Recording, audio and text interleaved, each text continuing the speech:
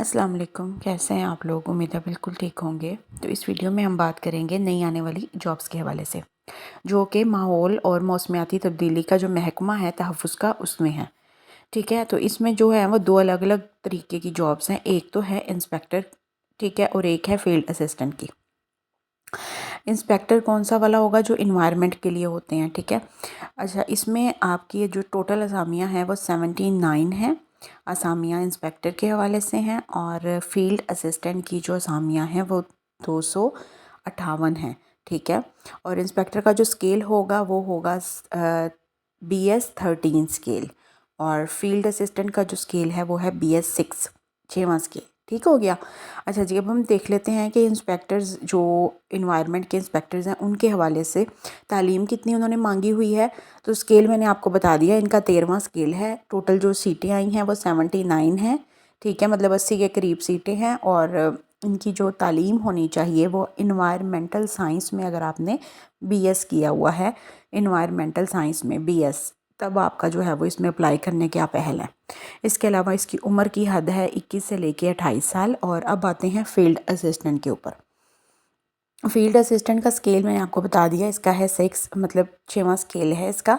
ठीक है, और 258 असामियाँ हैं, इसमें ज़्यादा असामियाँ हैं। और अगर इसकी तालीमी अहलियत की बात की जाए तो वो है, आपने FSC की होनी चाहिए। ठीक है, आपकी FSC होनी चाहिए, चाहे आपने फर्स्ट डिवीज़न में की हुई है, चाहे आपने सेकंड डिवीज़न में की हुई है, दोनों में आप अप्लाई कर सकते हैं, मतलब दोनों उसमें। ठीक है, दोनों सूरतों में अगर आपकी सेकंड डिवीज़न भी है तब भी आप अप्लाई कर सकते हैं।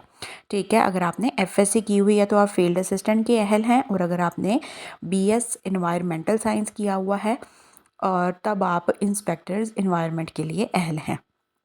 और अगर मैं फील्ड असिस्टेंट की उम्र बताऊं तो ये आपकी है 18 से लेकर 25 साल तक। इसमें अप्लाई कैसे करना है उसका तरीका मैं आपके साथ यहाँ पे बता रही हूँ। अच्छा, सबसे पहले आपने क्या करना है, https करेंगे www.jobs.punjab.gov.pk। ठीक है, इस वेबसाइट पे आपने गूगल पे जाना है और ये वाली वेबसाइट वहाँ पे जाके लिखनी है। जब आप ये वेबसाइट लिखेंगे, सबसे पहला ही जो लिंक आएगा उस पर आपने क्लिक कर देना है। ठीक है, ये पंजाब गवर्नमेंट.pk की जो वेबसाइट है, वहाँ पे जो जॉब्स आती रहती हैं ना, ये उनमें से जाके आपने अप्लाई करना है। ठीक है, उसके बाद क्या होगा, ये जो आपको जॉब्स मैंने ऊपर बताई हैं, माहौलियाती आलूदगी को जो ख़त्म करने के लिए फोर्सेस रखी गई हैं, या इंस्पेक्टर है या फील्ड असिस्टेंट है, इनकी जो आखिरी तारीख होगी वो है 15 नवंबर 2025। ठीक है, 15 नवंबर तक ये वाला महीना, मतलब ठीक है, ये जो अभी चल रहा है, इसकी 15 तारीख तक आखिरी तारीख है। अगर आपने अभी तक अप्लाई नहीं किया तो इसको भी अप्लाई कर दो। अगर खुद करना आता है तो खुद कर लो, अदरवाइज़ सिंपल किसी बुक शॉप से जाके करवा लो। अच्छा जी, दूसरा तरीका है जी, दूसरा उन्होंने बताया हुआ है कि इसमें ख़वातीन के लिए 15% कोटा है, अक़लियतों के लिए 5% है, और ख़ुसूसी अफराद के लिए 3% कोटा भी शामिल है। इसके अलावा मंदरजा बाला असामियों की जो उम्र की हद होगी वो हुकूमत पंजाब की जो पॉलिसियाँ हैं उसके अकॉर्डिंग ऊपर नीचे हो सकती है।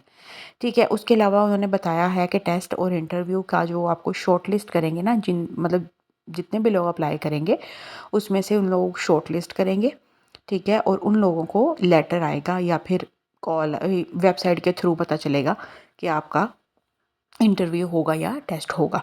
अच्छा जी, उसके बाद है सरकारी लोग, जो मतलब जो लोग पहले से सरकारी इदारों में काम कर रहे हैं, वो लोग अगर अप्लाई करना चाहते हैं, मतलब अगर आप गवर्नमेंट या सेमी गवर्नमेंट के एम्प्लॉयज़ हैं, तो आपको, अगर आप अप्लाई करना चाहते हैं इसमें, तो आपको अपना NOC लेना पड़ेगा अपने इदारे से। ठीक है, और फिर आप अप्लाई कर सकते हैं विद NOC। अच्छा, उसके बाद है जो लोग को सिलेक्शन हो जाएगी, फिर वो मुंतखब, मतलब जो उनकी हायरिंग्स वगैरह होंगी वो आपको कहीं पर भी भेज सकते हैं पंजाब में। ठीक है, पंजाब में आपकी कहीं पे भी आपकी हायरिंग्स हो सकती हैं।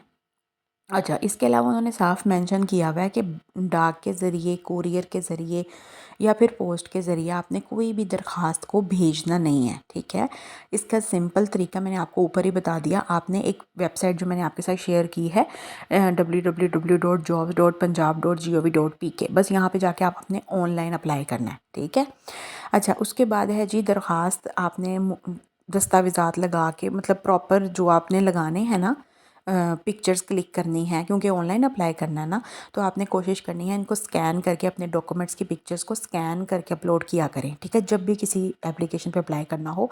और स्कैन के लिए सबसे अच्छा जो है ना वो टूल जो है वो या ऐप है वो है कैम स्कैनर। वो डाउनलोड कर लो अपने फ़ोन में, वो आपको प्ले स्टोर पे मिल जाएगा, ठीक है। कैम स्कैनर के नाम से आप उसमें जो भी पिक्चर डॉक्यूमेंट की लोगे वो बिल्कुल स्कैन होकर सेव हो जाएगी। इससे क्या होगा, आपका डॉक्यूमेंट सही से पढ़ा जाएगा, क्योंकि अगर डॉक्यूमेंट्स वहाँ पे सही से ना किसी का पढ़ा जाए तो वो रिजेक्ट कर देते हैं। तो इन चीज़ों का आपने ख्याल रखना है। अपने जो दस्तावेज़ात जो भी चीज़ें आपने डॉक्यूमेंट्स लगाने हैं वो आपने एक तो बिल्कुल सही लगाने हैं, अपने लगाने हैं, असल लगाने हैं, ओरिजिनल, ठीक है। और दूसरा आपने स्कैन करके लगाने हैं ताकि वो पढ़े जा सके।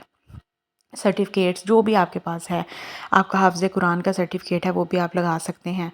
इसके अलावा आप जो है वो अपने जो भी डॉक्यूमेंट्स हैं तालीम के हवाले से वो आपने लगाने हैं। उसके बाद है जी, अच्छा आपको समझ आ गया कि मैंने आपको ऐप का नाम बताया है, आपने उसके थ्रू जो है वो क्या करना है, स्कैन करके अपने डॉक्यूमेंट्स वो अपने लगाने हैं, ठीक है, इधर ऑनलाइन जब आप अप्लाई करोगे। और एक और अहम बात ये है कि अगर आप हाफ़िज़ कुरान हैं, चाहे आप मेल हैं फ़ीमेल हैं, तो अगर आपने कुरान हिफ्ज़ किया है माशाल्लाह से, तो आपको वहाँ से कोई आपका सर्टिफिकेट मिलता होगा जब आप अपना कंप्लीट करते होंगे, जिस इदारे से करते हैं कंप्लीट, ठीक है। तो अगर आपको वो सर्टिफिकेट मिला हुआ है ना, तो आपने वो भी ऐड कर देना साथ, ठीक है। क्योंकि इन्होंने मेंशन किया हुआ है कि अगर आप ऐसा सर्टिफिकेट ऐड करेंगे जिसमें आपने कुरान हिफ्ज़ मतलब किया होगा, तो आपको उसके कुछ इजाफी नंबर भी मिल सकते हैं, ठीक है। ये सारी अहम बातें थी जो मैंने आपके साथ शेयर कर दी। इसके अलावा उन्होंने बस वही 2-4 बातें मेंशन की हुई हैं कि आपने गलत डॉक्यूमेंट्स नहीं ऐड करने, गलत मालूमात नहीं ऐड करनी, और इंटरव्यू के लिए आपको कोई ख़र्चा वगैरह नहीं दिया जाएगा। और बाकी इदारे की मर्ज़ी होगी कि वो असामियाँ ज़्यादा कम कर सकता है या भर्ती का अमल रोक सकता है या बढ़ा सकता है, जो भी है। तो ये सारी बातें थी जो मैंने आपके साथ शेयर कर दी। अगर आपको कुछ समझ नहीं आया तो आप कमेंट सेक्शन में पूछ लीजिएगा। अपना बहुत सारा ख्याल रखें। अल्लाह हाफ़िज़।